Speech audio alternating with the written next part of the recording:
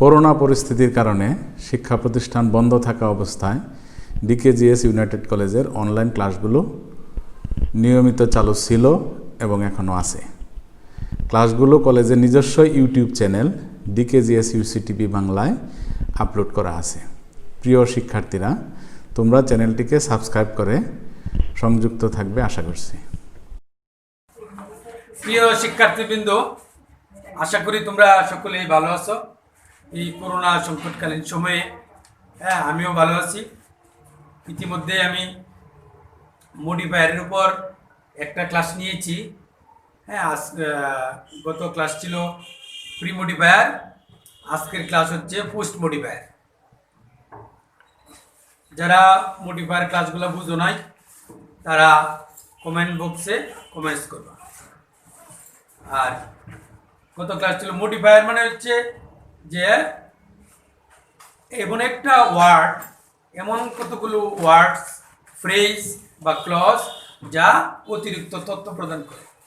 অতিরিক্ত তথ্য প্রদানকারী শব্দকে বলা হয় মডিফায়ার।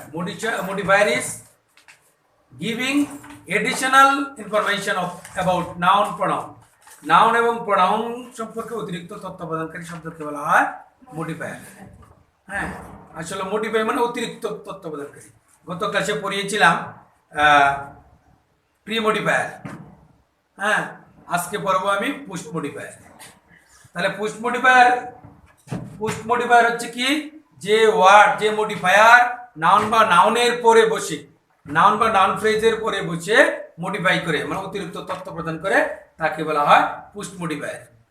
আবার বলি, যে ওয়ার্ড নাউন বা নাউন ফ্রেজের পরে বসে, বা প্রোনাউন হইতে পারে, প্রোনাউনের পরে বসে মডিফাই করে, মানে অতিরিক্ত তথ্য প্রদান করে, তাকে বলা হয় মডিফায়ার। মডিফায়ার তাহলে আমরা ধারাবাহিক কোন কোন আইটেমগুলা, কি কি জিনিসগুলা প্রি মডিফায়ার, পোস্ট মডিফায়ার হিসেবে কাজ করে, এগুলো আজকে আলোচনা করব।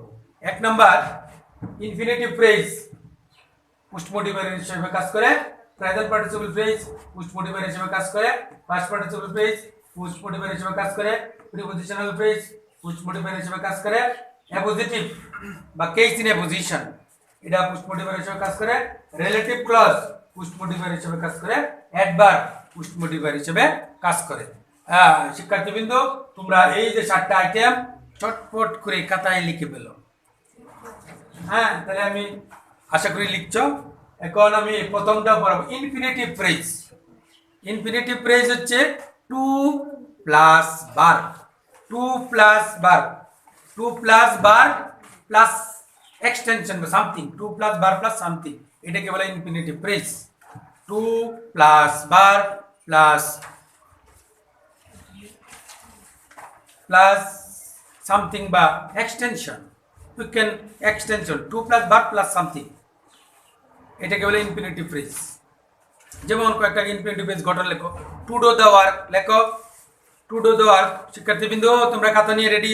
আসলে আশা করি বাড়িতে তোমরা বাসায় সকলেই খাতা নিয়ে রেডি আছো। লেখো to do the work, comma, to write the letter, to use computer,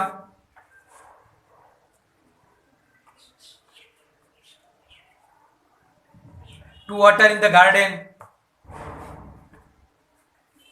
to visit the zoo, এইগুলো হচ্ছে ইনফিনিটিভ ফ্রেজ। তাহলে আমরা কি শিখলাম? আবার একটু রিভিশন দিই আমরা। To plus verb plus something, মানে টু, প্রথমে টু দিবা, তারপরে ভার্বের প্রেজেন্ট ফর্ম দিবা, পরে আবার সামথিং মানে অন্য কোনো ওয়ার্ড দিবা, এইটাকে বলা হয় ইনফিনিটিভ ফ্রেজ। আশা করি সকলেই বুঝছো। এখন আমরা বাক্য, মানে বাক্যের মাঝখানে প্রয়োগ করব, বাক্যের মাঝখানে প্রয়োগ করব। যেমন উদাহরণ, he went to Dhaka, he went to Dhaka, সে ঢাকা গিয়েছিল, ড্যাশ, ব্র্যাকেটে লেখা আছে modify the verb, modify the verb অথবা modify the verb with infinity, infinity দ্বারা মডিফাই করো। ইউ ওয়ান্ট টু ঢাকা, সে ঢাকা গিয়েছিল, কেন ঢাকা গিয়েছিল? To visit the zoo, to visit the zoo. The zoo, to visit the zoo, এই যে টু ভিজিট দ্য জু হচ্ছে ইনফিনিটিভ ফ্রেজ এবং পুশ মডিফায়ার। এখানে এগুলো ওয়ার্ডের পরে বসছে। To to visit the zoo,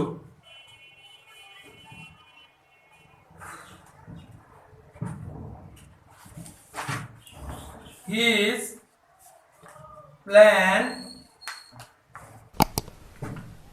is good, suppose ধরো his plan is good, এখন আমি মডিফায়ার বসাবো না।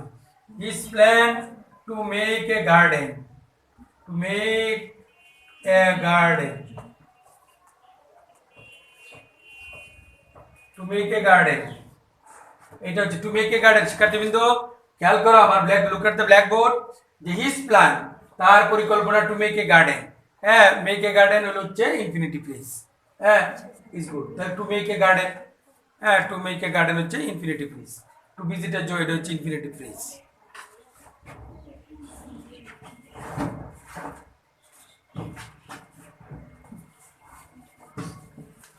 আরেকটা উদাহরণ দিচ্ছি, একটু খেয়াল করা, তোমাদের সহজ করার জন্য আরেকটা উদাহরণ দিচ্ছি। উই রিড দ্য বুক, আমরা বইটা পড়ি। To learn, to learn, L learn, to learn something, to learn অথবা to earn knowledge, to learn new অথবা সামথিং।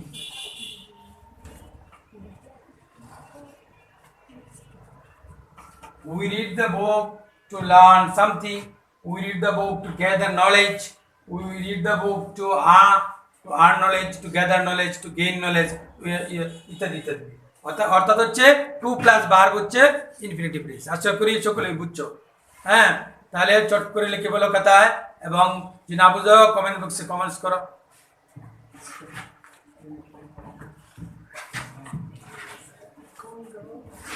2 নাম্বার পুশ মডিফায়ার হিসেবে, পুশ মডিফায়ার হিসেবে 2 নাম্বার আইটেম হচ্ছে প্রেজেন্ট পার্টিসিপল। প্রেজেন্ট পার্টিসিপল লিখো, present participle, present participle 2 number item হচ্ছে present participle.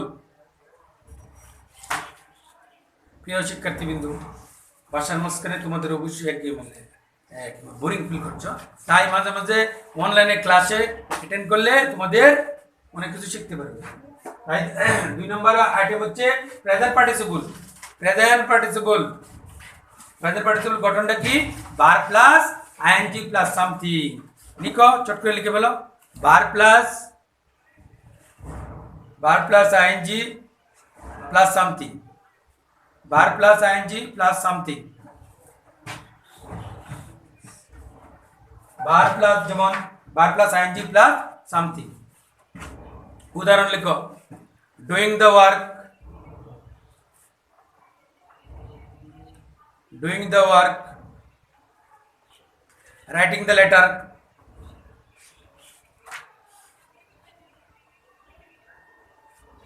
working in the field,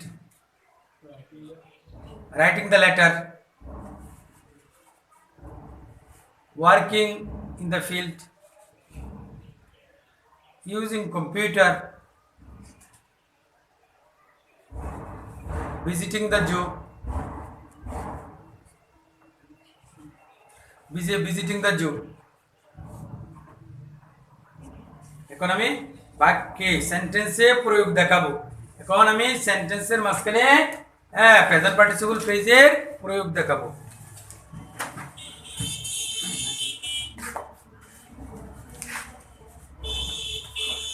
যেমন খেয়াল করো, the boy working, the boy working in the field,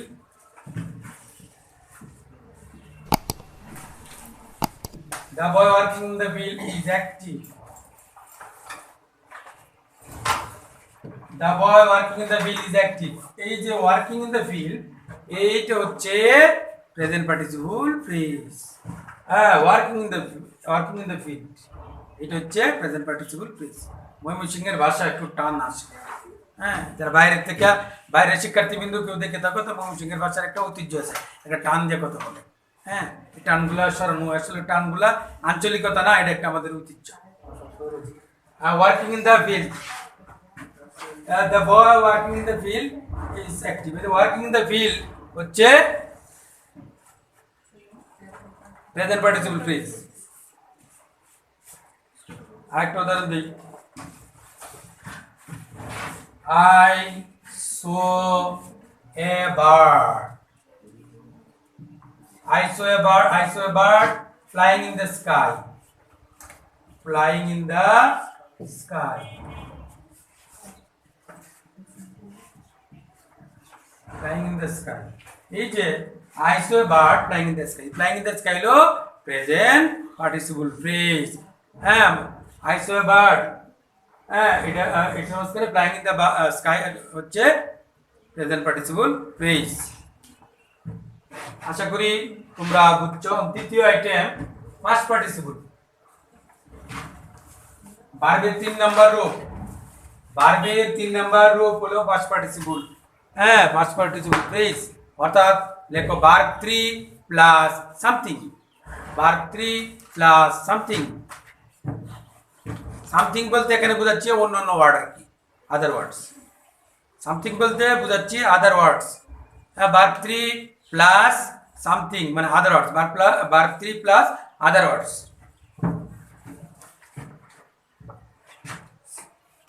যেমন একটা উদাহরণ লেখো, যেমন written by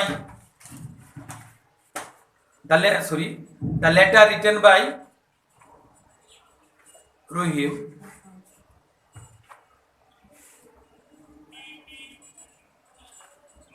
the bridge made in Japan. The bridge made in Japan.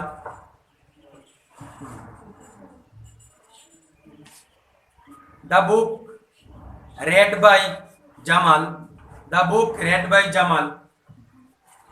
The book read by Jamal. First particular page ta porikha beshi ashe na. The book read by Jamal. আশা করছি শিক্ষার্থীবৃন্দ তোমরা লিখতেছ, বাসায় বসে আরাম করে লিখছ। উদাহরণ, the letter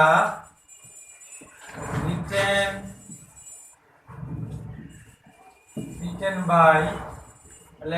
by Jamal is interesting.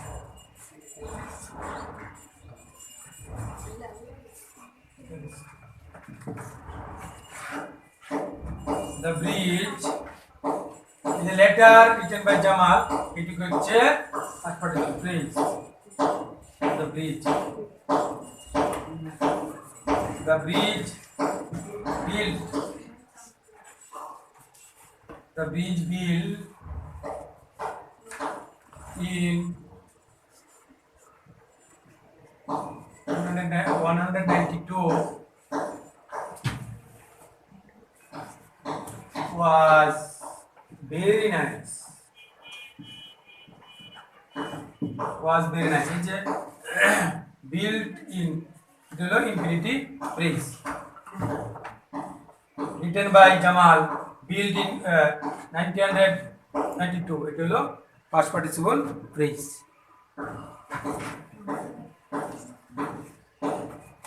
পরে আসি আমরা prepositional phrase. Prepositional plus noun বা প্রনাউন। প্রিপজিশনাল ফ্রেজ মানে কি? প্রিপজিশন প্লাস নাউন বা প্রনাউন। প্রিপজিশনাল ফ্রেজ পরে 4 number prepositional phrase. Prepositional phrase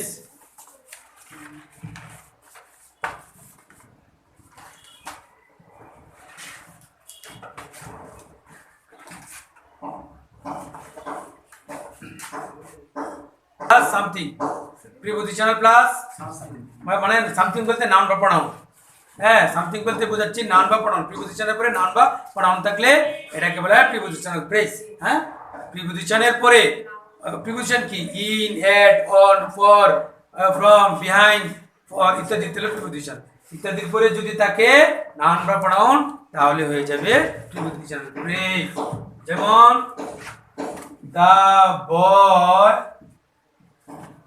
in the garden.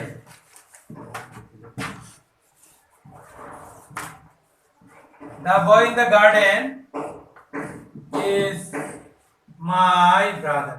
যে বালকটি বাগানের মাঝে আছে সে আমার ভাই। Is my brother.